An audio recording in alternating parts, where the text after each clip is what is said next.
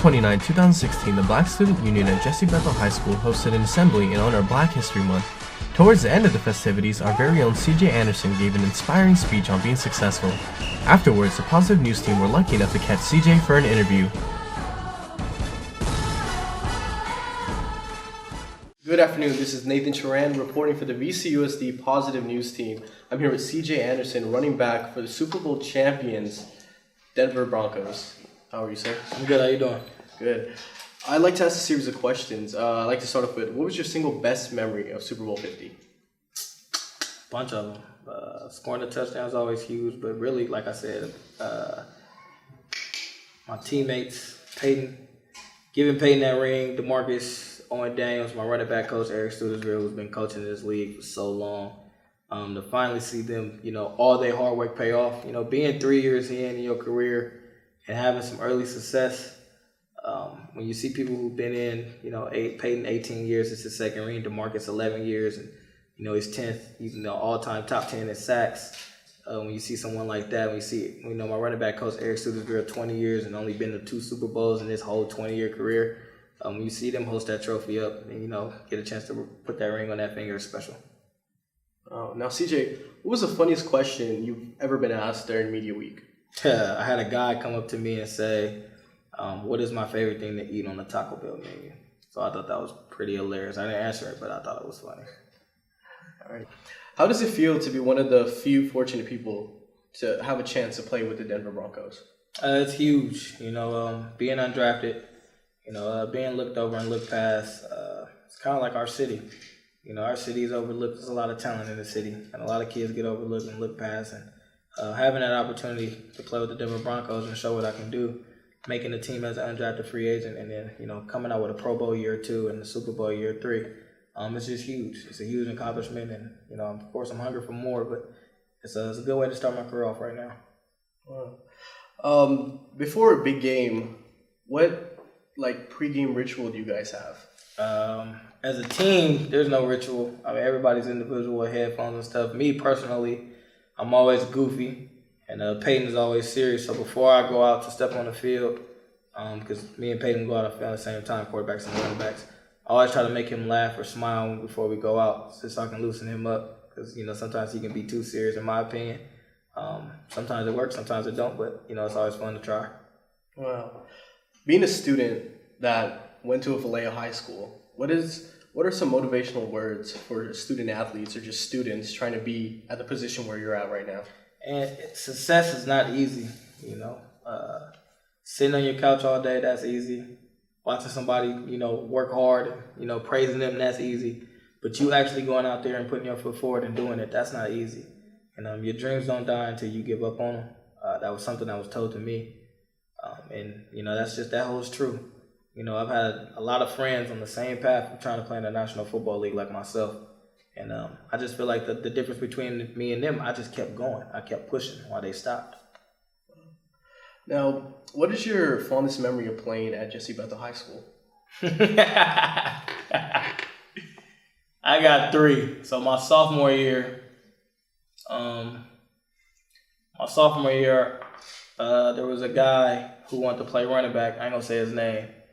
But Coach T wouldn't let him play running back, so he said he was going to score on defense. He probably became one of the best strip the ball away from the person scoring that I've ever seen. My junior year was us making a section title, even though we lost it, because we had 4 kids make a bonehead decision.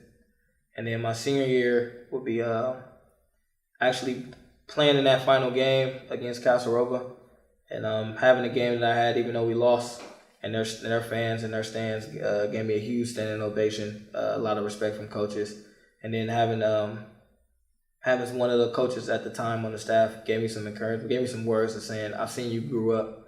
And, I've seen you grew up from, a 15-year-old guy to a 17-year-old, 18-year-old man.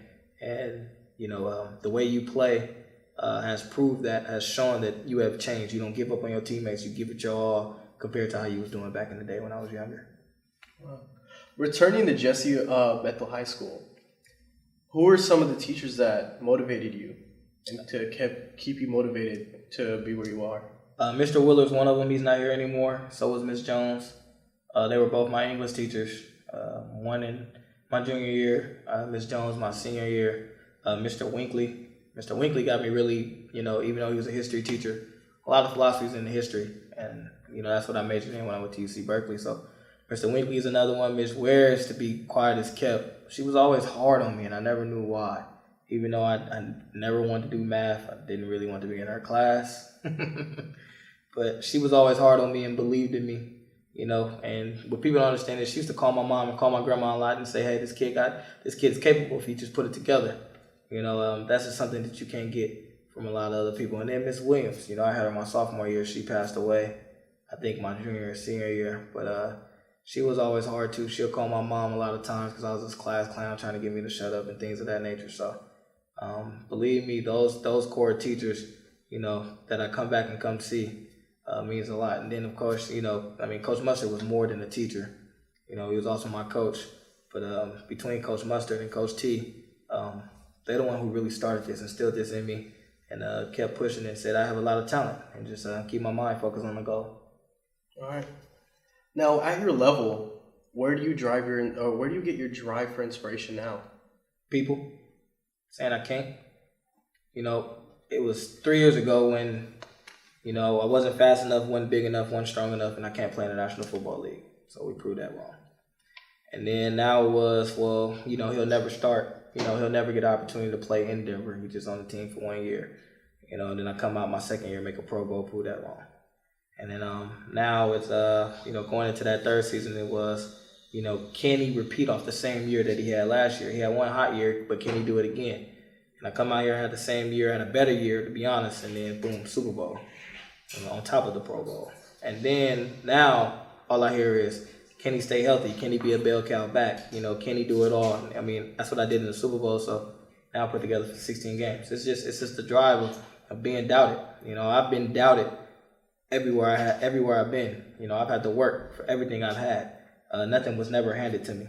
Like other people who has it, where opportunities are easy for them, I always had to work for my opportunity. And then when I get my opportunity, prove that I deserve this opportunity. So that's what really drives me. CJ, tell us about your off-season training program. It is, I need a word. Death? Nah, man, I got some trainers down in Houston that just really they instill in me they push me to limits. I got some trainers when I come back home and I'm running out here and I'm training out here. It really puts me in some tight places. It actually, puts you in the places. Do you really love what you're doing? Why do you do this to yourself every day if you don't love it? I've been put in predicaments with, a bunch of my friends or, trainers that would train with me and push me harder than what they've ever pushed me before just to see me succeed. So it's like when I go out there during the season and I put good games together, I put a string of games together, or, the fourth quarter I look as fresh as I did in the first quarter, it's because of those moments. And, the moments look back as you give the moments to those trainers. You get a respect to those trainers who put me in those positions that, when I was tired, it was like, come on, one more. And then you're like, all right. And then now they're like, nah, we still got one more. And it's like, bro, you just said that 5 minutes ago. So you just got to give it to him. But that off-season training is me. It's a grind. It's what I do. So I enjoy that. CJ, you're a hero to many. Who are your heroes? My mom and my grandmother. People don't understand this. To be in this position all day, man, my mom gave up her last to make sure me and my brothers got the chance to play football. She'll give up her last dollar to make sure we're in the right position. She never missed a game. She took us to every practice. And then as far as my grandma, people would never understand. When I was at Laney, my grandma was the one waking me up at 3 in the morning, get me to the bus stop at Cotulla Parkway at 4 so I can catch the Del Norte BART and go to Laney so I can be there at 6 o'clock for weights. That was every day, Monday through Friday. My grandma made sure that happened. And then the days I didn't want to get up and we thought I was going to be late, she getting up at 3:30 in the morning, and I'm taking my time getting dressed because I'm tired from the day before and with school and everything. She'd just drive up to Laney. That's what people don't see, the behind the scenes. And those two are really, really special. They're my parents. That's all I had. So that's what people don't understand. My mom and my grandma had a huge role to where I'm sitting at today. Now, at the Denver Victory Parade, when people are chanting your name, CJ, and getting signatures and autographs or, pictures, How does that make you feel?